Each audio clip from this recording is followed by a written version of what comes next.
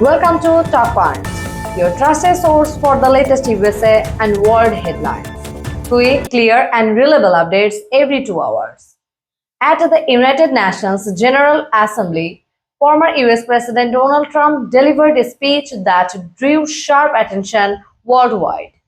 In his address, Trump directly criticized international organizations and leaders, including the United Nations itself, the NATO alliance, and the Mayor of London. Trump argued that the United Nations has become, in his words, ineffective and too costly for American taxpayers. He suggested that the organization no longer delivers enough value to justify the level of US contributions, a message that echoes his earlier criticism of global institutions during his presidency. He also took aim at NATO, repeating his long-standing view that many member nations are not meeting their defense spending commitments. Trump states that the United States continue to shoulder a disproportionate share of the cost, and he warned that American support for the alliance and this alliance could not be taken for granted if allies fail to increase their spending. The speech also included a pointed attack on London's Mayor Sadiq Khan.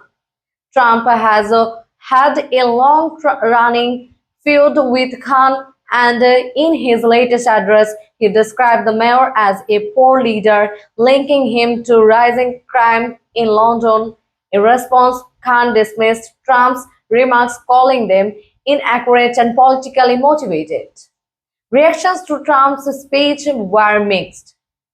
Some delegates in the General Assembly Hall appeared visibly uncomfortable, while others remained silent during his remarks. NATO officials and European leaders quickly defended the alliance, emphasizing its importance for collective security. The United Nations, for its part, has not issued a direct response, but diplomats from several countries expressed concern that Trump's comments risk undermining international cooperation at a time of global challenges. This speech underscores Trump's ongoing skepticism toward international organizations and long-established alliances, themes that have been central to his political messages for years.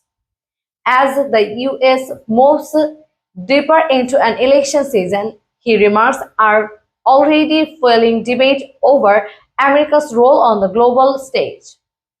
For now, the world is watching closely, both allies and rivals, wondering how US foreign policy might shift depending on the outcome of the next election.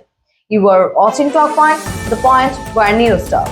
Stay informed, stay ahead, subscribe now and hit the bell icon because the next update is coming in just 2 hours.